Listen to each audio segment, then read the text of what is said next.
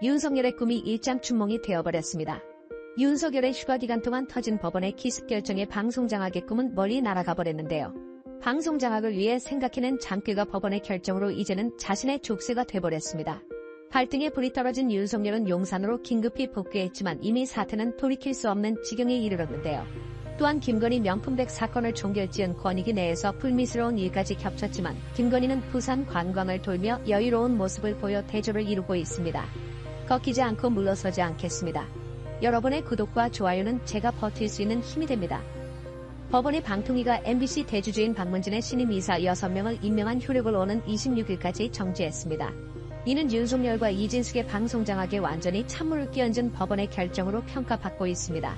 서울행정법원 행정심의부는 권태선 이사장과 김기중, 박선아 이사가 제기한 신임 이사 임명 처분 집행정지 신청에 대해 박문진 이사로 임명한 처분의 효력을 오는 26일까지 정지한다고 결정했습니다. 이어 이 사건에 대한 심리 및 종국 결정에 필요한 기간 동안 신청인들을 포함해 임기 만료 예정인 박문진 이사들과 그 후임자로 임명된 자들 사이에 불필요한 분쟁을 예방할 필요가 있어 잠정적으로 처분의 효력을 정지한다고 덧붙였습니다.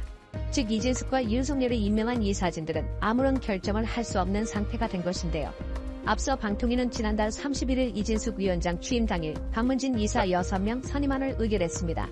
이진숙에 대한 야권의 탄핵이 명백한 상황이라 탄핵 전 윤석열과 이진숙은 속전속결로 박문진 이사 선임안을 의결했습니다. 그런데 법원의 결정으로 윤석열의 헛된 꿈은 단숨에 물거품이 되었습니다. 법원은 원래 9일 신문기일을 잡았다가 방통위의 연기 신청에 따라 1월 19일로 미뤘습니다. 이에 따라 신문 및 결정 기간의 분쟁을 방지하기 위해 잠정적으로 효력정지 처분을 내린 것으로 보입니다. 법원은 19일 신문을 진행한 뒤 효력 정지 기간인 26일 전까지 결론을 내릴 것으로 예상됩니다. 만약 법원이 신임 이사 임명 효력 정지 결정 없이 방통위의 연기 요청만을 받아들였다면 이사장 등의 집행정지 신청을 인용하더라도 신구 이사 간의 법적 지위를 두고 또 다른 분쟁과 갈등이 불을 보듯 뻔한 상황이었습니다. 따라서 법원이 오늘 신임 이사 임기를 26일까지 정지한 것은 이번 집행정지 신청 결과가 신청인 쪽에 유리하게 나올 가능성을 배제하지 않는다는 것으로 풀이되는데요. 윤석열 쪽에서는 괜히 잔머리를 굴렸다가 이러지도 저러지도 못하는 상황이 돼버렸습니다. 방송장악을 위해선 박문진 이사를 선임해야 되는데 이는 법원의 결정에 의해 차단된 상태고 또한 이진숙은 탄핵 심판을 받고 있어 새로 방통위원장을 임명하지도 못하는 상황인데요. 법원의 판결이 나오는 당시 이런 상황을 예상하지도 못한 대통령실은 한가로이 김건희의 부산 유랑 사진을 올리며 김건희 띄우기에 열을 올리고 있었습니다. 국민들은 과연 이 나라의 대통령이 누구인지 헷갈릴 정도인데요. 결국 용산이 기획한 각종 여름휴가 이벤트는 지지율 회복은커녕 대통령이 이 엄중한 시기에 여유롭게 휴가나 즐기고 있냐는 많은 시민들의 지탄과 함께 막을 내렸습니다. 9일 오후 휴가에서 복귀하는 윤석열을 맞이하고 있는 골치 아픈 문제는 방통위뿐만이 아닙니다. 어제 오전 9시 50분쯤 김건희 명품백 사건 조사를 지휘한 국민권익위원회 고위급 공무원 김모 씨가 오전 숨진 채 발견되는 안타까운 일이 있었는데요. 이 직원이 생전에 지인에게 양심에 반하는 일을 하고 있어 괴롭다는 취지의 호소를 했던 것으로 확인됐습니다. 부패방지구 국장 직무대리 역할을 해온 김 씨는 최근까지 청렴 정책 등을 총괄해왔습니다.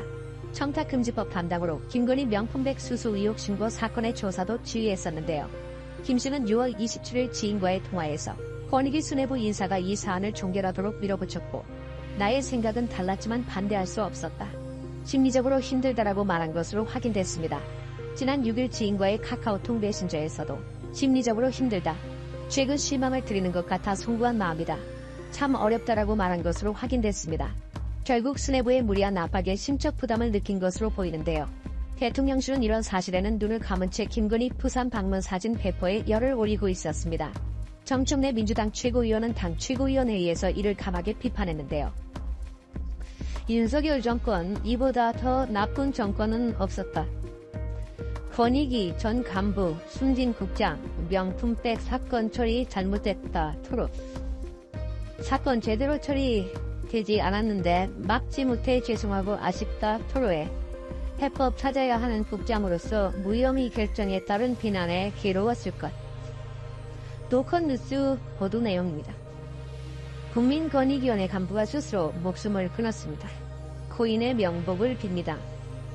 김건희 여사의 디올 명품백 수수 사건은 많은 사람들의 분노와 좌절, 모욕감을 안겨준 윤석열 정권의 핵심적인 시부입니다. 도덕적 양심의 벼랑 끝으로 내몰리는 공무원들이 곳곳에서 고통받고 있을 겁니다.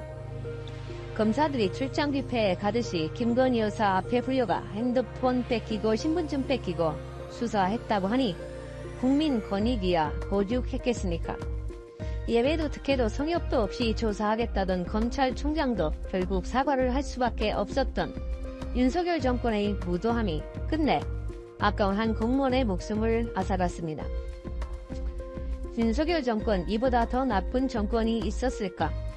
야당 탄압 정적 제거 이재명 대표 죽이기에는 전대미문의 폭력을 휘두르고 김건희 여사의 도이치모터스 주가 조작으로 띄운 명품백 수사건은 정권의 명을 걸고 철통방어합니다. 일찍이 군사독재 정권에서도 찾아보기 힘든 모렴치의 극치입니다. 이러니 윤석열 정권을 두고 전두환 정권보다 더 잔인하고 이명박 정권보다 더 비열하고 박근혜 정권보다 더 무능하다고 하는 겁니다. 예전에 잔인하고 비열하고 무능했던 독재 정권도 국민에게 잘 보이려고 하는 척이라도 했고 착한 척이라도 했고 야당과 협력하는 척이라도 했습니다. 그런데 윤석열 정권은 무지몽매하고 무지막지합니다. 도둑질도 숨어서 하는 겁니다. 그런데 이 정권은 대놓고 배째라는 식입니다. 윤석열 정부를 둘러싼 친일 논란도 들썩이고 있습니다. 지난달 인도 뉴델리에서 열린 세계유산위원회에서 일본 주 유네스코 일본 대사는 사도광산에서 일한 모든 노동자를 위한 전시물을 설치했다는 사실을 소개하며 등재 찬성을 설득했습니다. 하지만 어찌된 일인지 우리 외교부가 낸 보도자료에는 일본 대표 발언에 등장한 모든이란 형용사가 한국인이란 명사로 바뀌어 있었습니다. 외교부는 긴 발언문을 줄이는 과정에서 발생한 일이라고 해명했는데요. 단어를 생략한 것이 아니라 모든이란 단어를 한국인이라고 바꾼 명백한 조작 증거입니다. 외교부 설명과 달리 문제의 보도자료는 일본 대표의 발언문을 축약한 것이 아니라 발언의 주요 부분을 뽑아내 소개한 것입니다. 단어의 의미뿐 아니라 뉘앙스까지도 중요하게 취급하는 외교가에서 상대국 대표의 발언 일부를 자의적으로 축약 변형의 보도자료에 소개했다는 것 역시 상식에 부합하지 않는데요. 논란이 되자 외교부는 문제가 된 발언이 한국을 명시적으로 언급하지 않았더라도 양국 사이에 이뤄진 합의의 의미가 퇴색되지 않는다고 진화에 나섰지만 논란은 잦아들지 않고 있습니다. 외교부가 일본의 입장을 옹호하는 사이 국내에서는 독립기념관장의 친일 활동이 의심되는 김영석이 임명돼 비판 여론이 형성되고 있는데요. 김영석 독립기념관장 임명에 반대하는 광복회가 대통령실의 초청 오찬에 불참하기로 결정했다고 밝혔습니다. 광복회는 보도자료를 통해 회원 다수의 의견을 존중해 이번 오찬에 참석하지 않기로 결정했으며 이 사실을 관계기관에 통보했다고 발표했습니다. 윤석열은 광복절을 기념하여 독립운동가 후손들을 초청하는 오찬을 계획하고 있었으나 광복회는 이에 대한 불참 의사를 명확히 했습니다. 광복회는 일제 시기에 우리 민족의 국적이 일본이라고 하며 식민지배를 정당화한 사람이 독립기념관 관장 자리에 있는 한 광복의 기쁨을 기념하는 오찬에 참석하는 것은 의미가 없다고 강조했습니다. 이종찬 광복회장은 김영석 독립기념관장 임명에 대해 독립운동 세력을 약화시키고 민족 정신을 훼손하는 일제시대 밀정과 같은 행위라고 강하게 비판했습니다. 이종찬은 윤석열의 사석에서 아버지라 부르는 멘트로 알려진 인물인데요. 김영석 관장은 과거 1945년이 아닌 1948년 8월 15일이 광복절이라고 주장했으며 홍범도 장군의 흉상도 육군사관학교가 아닌 독립기념관에 모셔야 한다고 주장해 뉴라이트 논란을 불러일으켰습니다. 이에 대해 김 관장은 일제 식민지배에 동조한 적이 없다며 뉴라이트 분류에 대해 부인했지만 취임하자마자 본색을 드러냈습니다. 취임 첫날 친일 관장 웬 말이냐. 역사 앞에 사죄하라고 외치는 광복회원들에 막혀 40분 넘게 입장하지 못하다가 간신히 취임을 치른 김영석 관장. 그는 행사 후 기자들과 만난 자리에서 친일인 명사전의 내용에